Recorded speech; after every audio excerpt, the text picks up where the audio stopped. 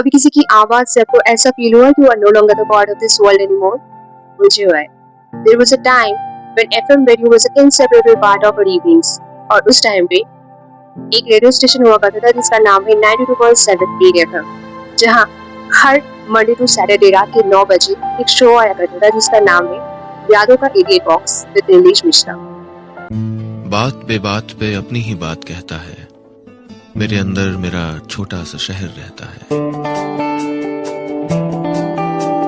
यादों के idiot box पे क्या क्या चलता है देखो तो। This show took its audience to an imaginary town called याद शहर, मतलब यादों से भरी हुई शहर। और इसकी डिस्क्रिप्शन से ये लगता था कि ये ऑर्डिनरी भी नहीं बल्कि नैनीताल के बारे में बोले जा रहे हैं। इस शो में हर एक दिन एक नया कहानियां होता था और every stories were filled with loads of emotions. But today I am not talking about the stories. I will be talk about the voice behind these stories. Nilesh Mishra, who is an author, storyteller, writer, and also reporter.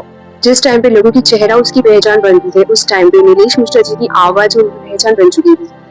उस time पे internet इतना strong नहीं था कि मैं उसकी search करके देख पाऊँ कि वो दिखती कैसे है, उसकी कितना उम्र है, मुझे कुछ नहीं पता था।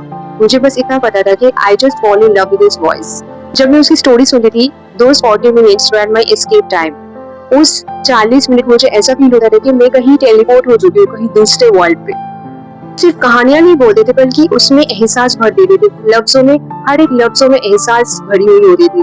उसकी कहानी में आपको बिछड़ना मिलेगा, प्यार मिलेगा, इंतजार मिलेगा, पहली प्यार की जो इनोसेंस होती है वो मिलेगा, कभी कोई छोटा सा लम्हा जो चाइल्डहुड में आप भूल भी चुके हैं, बहुत सारे टुकड़े टुकड़े चाइल्डहुड मेमोरीज भी आपको फील होगी जब आप उनकी कहानी सुनेंगे।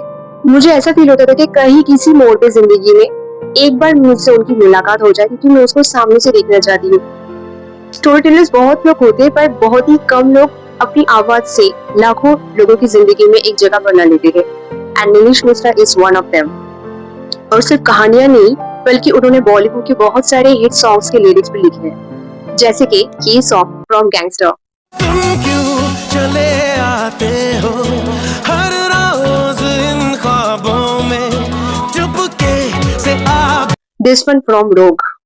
मैंने दिल से कहा ढूंढना ना खुशी ना समझ लाया गम तो ये। And this one from Krishna cottage.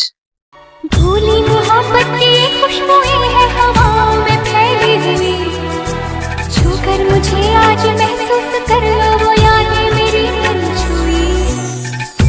और इसके अलावा भी बहुत सारे सॉन्ग्स जो एक वीडियो में कवर करना पॉसिबल नहीं है। And that's not all, he is also covered 1999 Kargil war and he was the last person to leave the ground. बस मैं यही कहूंगी कि अगर आपने कभी भी उसकी वॉइस एक्सपीरियंस नहीं किया या फिर उसकी कोई कहानी नहीं सुनी है आपने, तो please just give it a shot. उसकी हर एक स्टोरीज यूट्यूब में अभी भी अवेलेबल है, आप जाके उसे सर्च कर सकते हैं और कोई भी एक पिक करके आप सुन सकते हैं, and you will not gonna be disappointed. That's my word. और अगर आप मेरी कुछ फेवरेट सुनना चाहते हैं तो मैं अपनी भी कुछ फेवरेट स्टोरीज मेंशन कर दूंगी डिस्क्रिप्शन बॉक्स में, आप वो भी चेकआउट कर सकते हैं। स्टोरी सुनने के बाद उसकी एक्सपीरियंस मुझसे जरूर शेयर करना, क्योंकि मुझे भी जानना है कि आपको कैसा फील हुआ है। And I will come up with some another video. Till then, bye.